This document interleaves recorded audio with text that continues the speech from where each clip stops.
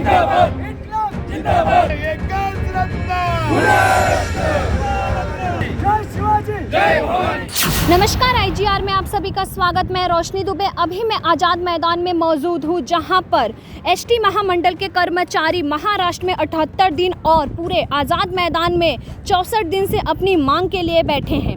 उनका कहना है कि हमारी मांगें जल्द से जल्द पूरी होनी चाहिए। उनका ये भी कहना है कि अगर हमारी मांगें पूरी नहीं होगी तब तक हम आज़ाद मैदान छोड़ के यहाँ से नहीं जाएंगे। एसटी महामंडल का कहना है कि हमारी मांगें सरकारी होनी चाहिए और साथ ही साथ उनका ये भी कहना है कि हमारे साथ 2000 लोग यहाँ पे आए हुए थे, लेकिन ओमिक्रॉन के केसेस काफ़ी तेज़ी से बढ़ने के कारण उन सभी को उनके गांव में रिटर्न भेज दिया गया है। लेकिन यहाँ पे आपको दिखा रही हूँ कि 55 से ज़्यादा लोग यहाँ पे मौजूद हैं जो आज़ाद मैदान में 64 दिन से बैठे हैं और अपनी मांगें पूरी करने के लिए कंटिन्यूसली धरना प्रदर्शन पे है। साथ ही साथ ये भी बता दूं कि उनका ये भी कहना है कि नासिक में कल उनके 11 कर्मचारियों को हिरासत में लिया गया और उनका कहना है कि हिरासत में लेने का कोई रीज़न नहीं था, लेकिन उनको हिरासत में क्यों लिया गया। तो आइए उन सभी से बात करते हैं और उनसे पूछते हैं कि अगर तुम्हारी मांगें पूरी नहीं हुई तो आप लोग का आगे क्या एक्शन रहेगा। तो अब हमारी बात होने जा रही है एसटी महामंडल के कर्मचारियों से जो 64 दिन से आज़ाद मैदान में बैठे हैं। तो उनसे जानना चाहेंगे कि वो 64 दिन से यहाँ पे बैठे हैं, उनकी मांगें अभी तक पूरी नहीं हुई है। अगर उनकी मांगें नहीं पूरी हुई तो आगे क्या करेंगे। तो आपका पहले नाम जानना चाहती हूँ। मेरा नाम है जगन्नाथ संभाजी ढेमरे। मैं एसटी महामंडल में चालक हूँ, ड्राइवर। हम यहाँ पर आज 64 दिन से बैठे हैं और न जाने इस सरकार को क्या हुआ पता नहीं। ये सरकार तो हमारी इधर देखने के लिए तैयार नहीं है और इनका तो बहुत बोलबाला है। आपका तो चैनल पूरे इंडिया में चलता होगा। ये महाराष्ट्र सरकार पूरे इंडिया में बोलबाला है। सब समझते हैं कि महाराष्ट्र में राजनीति बहुत अच्छी है, यहाँ पर जनता बहुत सुखी है, लेकिन ऐसी कोई बात नहीं है। हमको सरकार से उम्मीद है, क्योंकि उम्मीद करना तो किससे करना, लास्ट में तो सरकार है। लेकिन सरकार में कुछ घटक ऐसे है, ये सरकार वो भी सरकार में शामिल है कि एसटी उनको ये बंद करना है। ये जो एसटी की जो पूरी प्रॉपर्टी है उसका प्राइवेटाइजेशन करना है। मानो कि एसटी की बहुत बड़ी जगह है, इनकी हज़ारों एकड़ ज़मीन है, ये बड़े हज़ारों करोड़ रुपए की जगह है, इनका पूरा ध्यान इसी के ऊपर है। आज तक ये थोड़ी इसमें से मुनाफा कमाते रहे, भ्रष्टाचार बोलते हैं उसको। इधर उनको लगता होगा मुनाफा तो यहाँ पर जनता के लिए होता है, लेकिन ये सरकार इसमें से रोज का 2 करोड़ का भ्रष्टाचार करती थी आज तक, लेकिन उनको अब 2 करोड़ का भ्रष्टाचार कम पड़ रहा है। तो उनका हिसाब है कि हमें 2 करोड़ से खाने से कोई मतलब नहीं है। एक ही बार में क्या करेंगे, पूरे कर्मचारियों को अपन मौत के नींद सुला देंगे। अगर हमको वेतन नहीं मिलेगा, हमारे बाल बच्चे भूखे रहेंगे, तो हम फांस लगा के कोई जहर खा के मरेंगे ही। आज तक हमारे 75 लोगों की यहाँ पर मौत हो गई है। कोई मौत बोले तो खुदकुशी हो गई है। तो ऐसे करके हमारे कर्मचारियों की खुदकुशी बढ़ाना, एसटी पूरी घाटे में लाना और घाटे में लाके इसका बजट कम गिरा के लोगों को बताना कि भाई एसटी आप घाटे में है और इसका प्राइवेटाइजेशन करना पड़ता।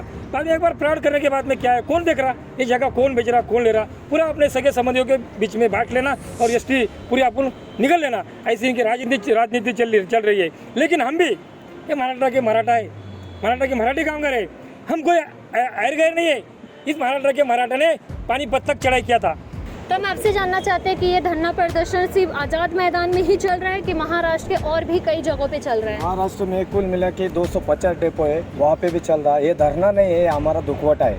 हमारे 75 लोग शहीद हो गए। ये 9 नवंबर 2020 से चल रहा। जब तक हमारा 1-2 आदमी हमारे जो कर्मचारी शहीद नहीं होते तब तक शासन ने हमको पगार नहीं दिया है कोविड के बाद। और कोविड के टाइम में बहुत लोग खुदकुशी किया, 350 लोग कोविड के बारे में मरे। लेकिन ये हमको अत्यावश्यक सेवा में बैठाने लगते, लेकिन हमको 50 लाख का जो सुरक्षा कवच बोलते, वो सुरक्षा कवच उन्होंने दिया नहीं हमको, सिक्योरिटी ये बोलते उसको, वो दिया नहीं। उसके बाद में जो 250 डेपो में हमारा जो ये दुखौटा चालू है, इसकी वजह है कि हमारा राज्य शासन में मर्जिंग होना चाहिए। और जो मर्जिंग करना, तो इसके लिए ये हमारी एसटी भी बच सकती है मर्जिंग से। उसके बाद में जो है जो पैसेंजर को जो फैसिलिटीज़ होना, जो सवारी बोलते, वो सवारी को जो फैसिलिटीज़ है, जहाँ 100 रुपये टिकट है वो नगद में 60 रुपये टिकट लगेगा, 40% उनका भी बच सकता है। और जो बाद में जो बात आई, हम जो मर्जिंग की बात करते तो इसको प्रशासन को भी फ़ायदा होगा। जो 2 2,500 या 3,000 एकड़ की हमारी ज़मीन है। वहाँ पे गवर्नमेंट कुछ भी प्लांट कर सकती, वहाँ पे लॉजेस हो सकते हैं, कोई वो प्लांट हो सकते हैं, पेट्रोल पंप आ सकती, वहाँ से भी गवर्नमेंट को इनकम मिल सकता है। लेकिन ये विपरीत परिस्थिति जो राजकर्ता लोग हैं वो विपरीत परिस्थिति निर्माण करते। हम आपसे जानना चाहते, पहले आपका नाम जानना चाहते हैं और आपसे ये जानना चाहते कि ये कब तक आप लोग का ऐसे प्रोटेस्ट चलता ही रहेगा यहाँ आज़ाद मैदान में? मेरा नाम है गोविंद मासरनकर मेजर, मैं कोल्हापुर डिस्ट्रिक्ट का हूँ।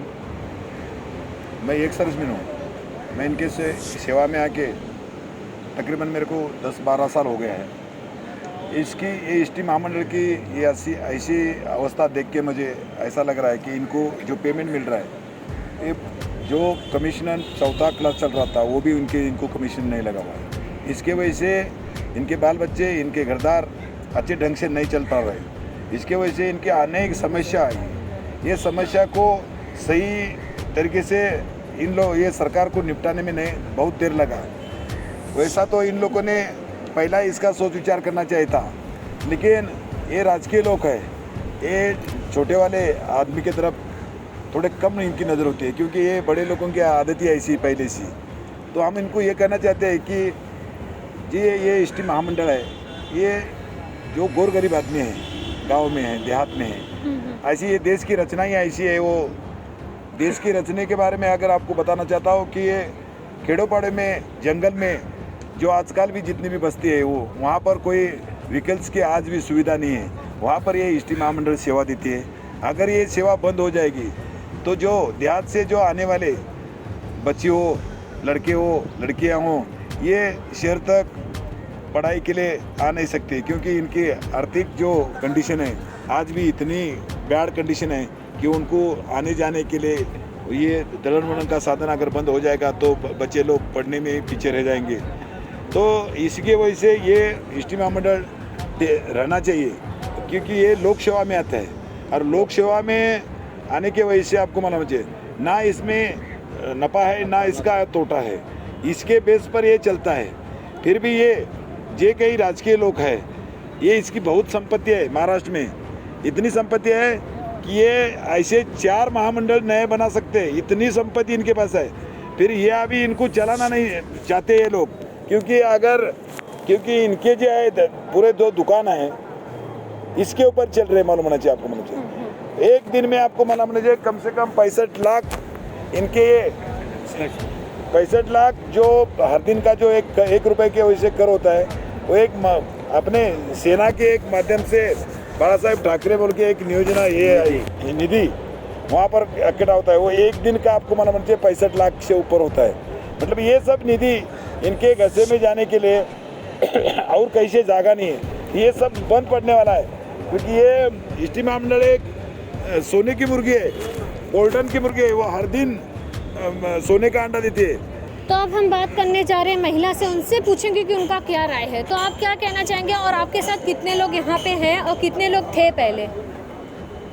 आपके माध्यम से पूरे देश में मैं ये बात फैलाना चाहती हूँ कि आज पूरे 64 दिन से इधर हम आज़ाद मैदान पर अपनी मांग के लिए बैठे हैं।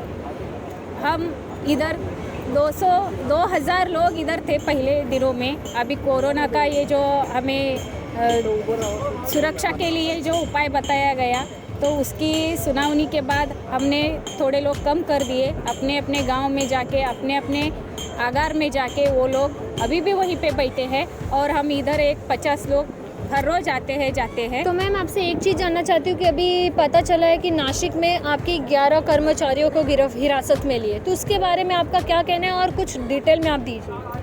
हमारे नासिक के कर्मचारी अपनी मांग के लिए अपने आगार के सामने बैठे हुए थे। सुबह वो नींद में थे, जब उनकी नींद जगी भी नहीं थी तभी पुलिस ने आकर उनको उठा के पुलिस थाने में लेके गए। उनका कोई कसूर नहीं था, खाली वो उधर बैठे हुए थे इसलिए उनको उठाया गया उनके ऊपर प्रेशर डालने के लिए। क्योंकि अगर इनके ऊपर प्रेशर डाला, पुलिस का भय कर्मचारियों में फैला हो गया, तो बाकी की कर्मचारी काम पर आ जाएंगे, काम पर जाएंगे।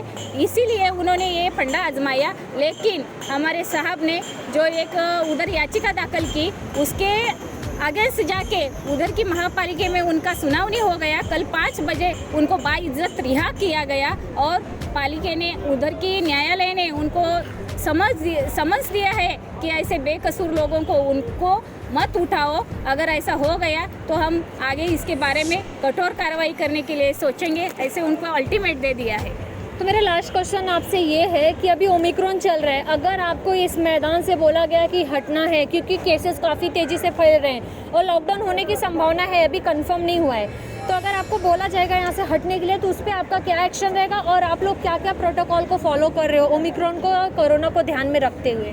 जो शासन ने हमें ओमिक्रॉन के प्रोटोकॉल दिए हैं उन सब का हम पालन करते हैं। इधर बढ़ावा इधर नहीं होगा ओमिक्रॉन का, ऐसे पास नहीं बैठते, हम दूर दूर बैठते हैं। उनके जो भी दिए इंस्ट्रक्शंस है वो सब फॉलो कर रहे हैं। और हमें इतना ही पूछना है आपके माध्यम से, इधर लोकल भर के जा रही है, उधर सब अपनी दुकानें चालू है, बस स्टैंड चालू है, सभी जगह भीड़ है। आप कहीं पे भी देखो सभी जगह भीड़ है। अगर इतना ओमिक्रॉन का इनको भय है, इतना जनता की इनको चिंता है तो लॉकडाउन कर दो। इधर बोलते हैं लॉकडाउन है भी, इधर बोलते हैं नहीं भी। उनको ही पता नहीं हो रहा है क्या करे और क्या नहीं। अरे छोड़ दो, कोरोना के नाम पे कितनी बार कमाओगे? अभी 2 लाख में बहुत कमा लिया तुमने कोरोना के नाम के, अभी तो इनको छोड़ दो। सीधी जनता है ये, अगर बाहर नहीं निकलेगी तो खाएगी क्या? क्या तुम देने वाले हो? तुम देने वाले हो क्या उतने दिनों का राशन हर घर में?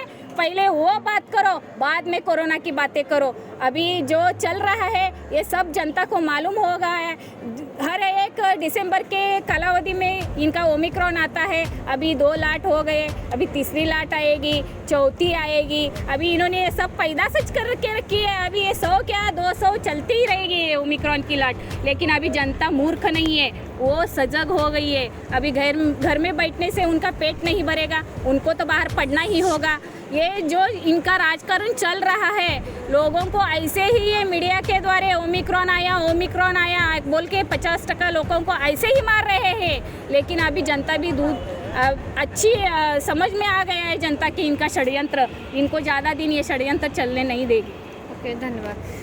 तो इन सभी लोग का कहना है, ये एसटी के महामंडल कर्मचारी, इनका कहना है कि अगर हमारी मांगें पूरी नहीं होंगी तो ये ऐसे ही आज़ाद मैदान में धरना प्रदर्शन पे रहेंगे। साथ ही साथ इनका ये भी कहना है कि नासिक में इनके 11 कर्मचारियों को हिरासत में लिया गया। हिरासत में लेने का कोई भी मकसद नहीं था, लेकिन उनको हिरासत में लेकर ऐसा रखा गया तो वो काफ़ी क्रोधित हुए हैं। और साथ में आपको बता दूँ कि मुंबई में ओमिक्रॉन की बात किया गया तो उनका कहना है कि मुंबई में लोकल ट्रेन चल रही है, सारे दुकानें खुली हैं, उसके लिए कोरोना नहीं फैल रहा है, तो हमारा धरना पे बैठने के लिए क्यों कोरोना ऐसा किया जा रहा है। तो आपको बता दूं कि ये कुछ खास रिपोर्ट थी आज़ाद मैदान की। ऐसे कुछ खास खबर को देखने के लिए IGR के साथ जुड़े रहिए।